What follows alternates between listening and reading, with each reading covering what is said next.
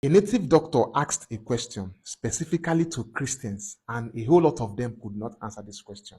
And this question is currently causing controversy on the internet. So I said, let me bring it over here because we have scholars on my platform that can give us answer to this question. So we are going to hear from him directly.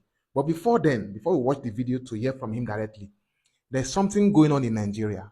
Nigerians, hope you guys know that you will soon be paying times 2 or times 3 of the electricity bill you guys are paying.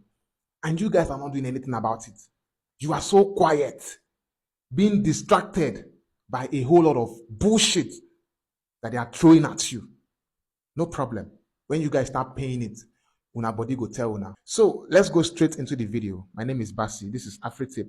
Like this video and subscribe to the channel. Listen, I'm a native doctor, but I have a question for Christians who have actually read the Bible. So listen very well so you can get the question before you answer. You can answer in the comments, okay? Understand the question because I'm going to lay it down. But the summary of it is, who betrayed who between Jesus and Judas? Was it Jesus that betrayed Judas, or was it Judas that betrayed Jesus? So that's the summary of the question, but I'm going to add more details using biblical chapters. So first of all, remember that Jesus was the Messiah. He was God before he was born, and he was born as man, and he understood the mission. He still has memory of what was happening before he was born. And out of his disciples, he chose one that had a dubious character, called Judas. Why would you add a thief into one of your 12 disciples? Why? That's first question. Why? Second question, if you look at this Bible passage, you will see that Satan possessed Judas. Alright? So now the festival of unleavened bread called the Passover was approaching, and the chief priests and the teachers of the law are looking for some way to get rid of Jesus. For they were afraid of the people, right? Then what? Satan entered into Judas. By this time, Judas was already Jesus' disciple. Why didn't Jesus give Judas a spiritual protection that he cannot be possessed? Remember? Yeah. Judas was a thief. Let's backtrack a little. So here, alright, John 6:70-71, Jesus was saying, then Jesus replied, have I not chosen you the 12? Yet one of you is a devil.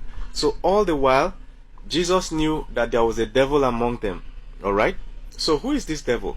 Said, he meant Judas, the son of Simon Iscariot, who, though one of the 12, was later to betray him. At this time, Judas did not know he was going to betray Jesus. Normally, his nature was a thief. Look at it. If you look at this, right? Judas replied, so but one of his disciples, Judas Iscariot, who was later to betray him, objected, why wasn't this perfume sold and the money given to the poor? It was worth a year's wages. Verse 6. He did not say this because he cared about the poor, but because he was a thief, a keeper of the money bag. He used to help himself to what was put in it. This guy was a treasurer, and he keeps stealing money. This was his level of crime. In his lifetime, he never imagined that he's going to do something as betray the Messiah of the whole world. This was not his type of crime, right? He was just a thief. Why would Jesus add a thief into his 12 disciples? Okay? I'm still laying it down, okay? This time, the guy was still doing his petty criminal stuff. It was not in his mind that he was going to betray the Messiah. Alright? So back to this verse. Satan entered Judas, and what did Satan now make Judas do?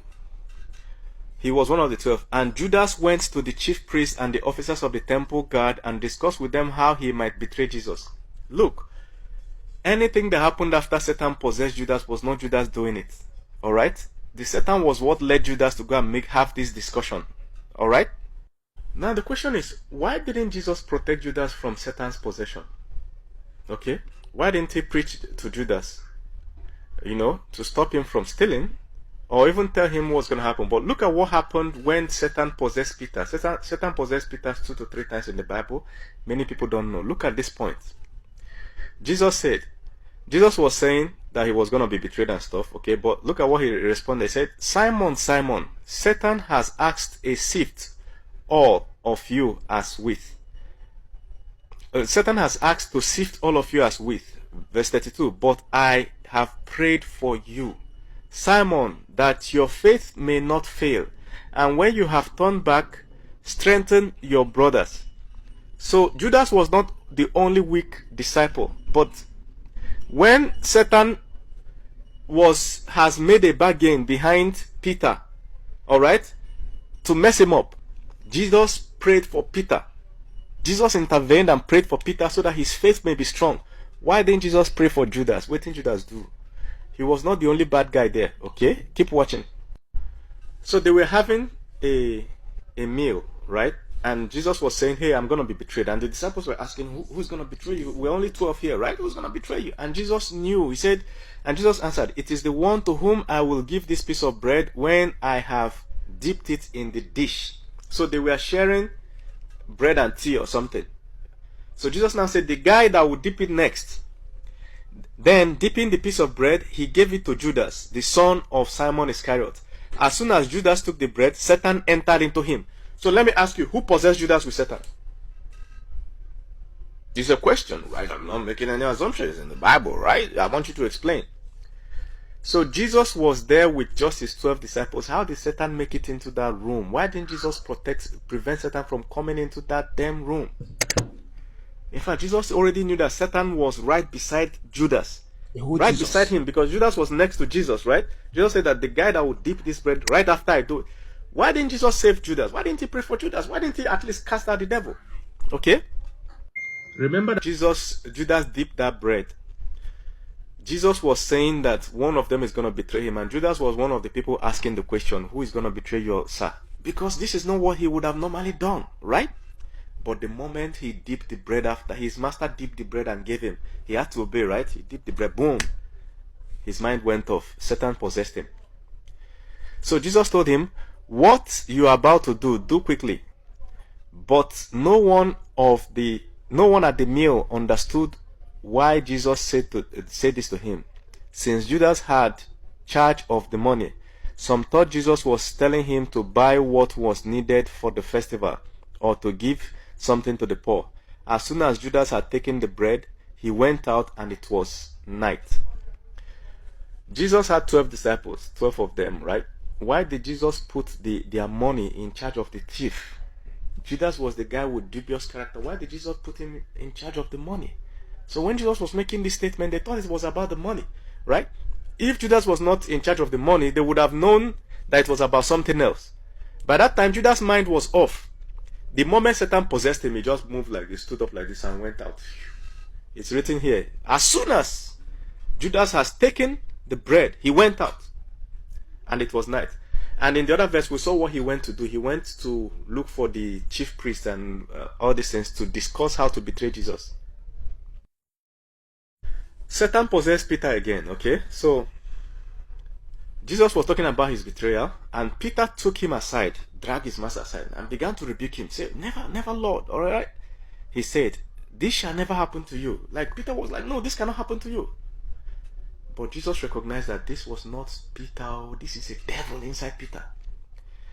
Verse 23, Jesus turned and said to Peter, get behind me, Satan. Jesus cast out the devil. Said, get behind me. Peter was in front of Jesus. Jesus cast the devil to his back.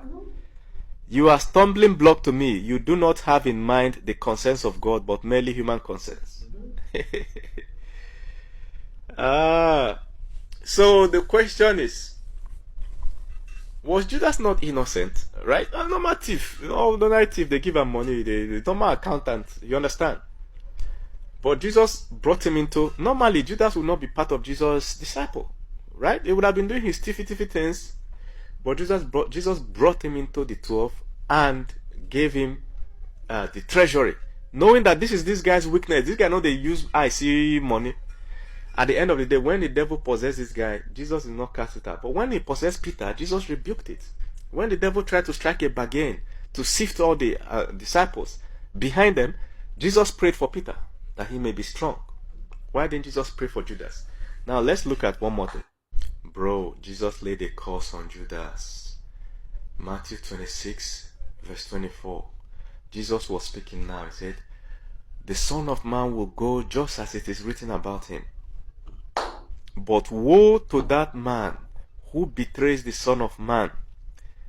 It would be better for him that he had not been born. That is the calamity on the guy. You understand? The punishment on the guy's soul will be so much that it would have been better for him not to even have been born at all. Like, this is an eternal punishment. It's better for him. So if he was, he's referring to at a soul level, not physical level. For somebody to tell you that it's better for you not to have been born, that means you were existing somewhere. So that place you were existing would have been better than if you have been born. So Jesus was speaking at a soul level. He laid a curse on Judah. He said, woe. You know what is woe? Cursed be to that man. So what did Judas do? So who now betrayed each other? Was it Judas that betrayed Jesus? Or was it Jesus that betrayed Judas? Judas looked up to Jesus as his master, and Jesus had the power to save Judas from such possession. Jesus did not save Judas from being possessed by the devil. Jesus also put him in charge of the treasury. You understand? Instead of removing anything that has to do with money from this guy. So, according to his question and what we just watched, I want you to answer honestly. Who betrayed who? Is it Judas that betrayed Jesus? Or is it Jesus that betrayed Judas? And now, let me note out something very important. This is the reason why the West keep installing puppets that are criminals as president over our finances, over our affairs of government in Nigeria, in Africa. Not Nigeria, in Africa, allegedly. This is why we keep on having criminals over the affairs of a full nation. Over the affairs of a full nation. They know this person is a thief, but they go carry and put on there. Knowingly.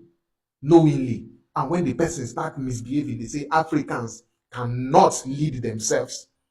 Africans cannot lead themselves. But you know, see, this person has a criminal agenda. This person is a thief, but you go carry and put on there. This is the same thing that is happening in our democracy and all of this bullshit that we are practicing in Africa. Do you understand?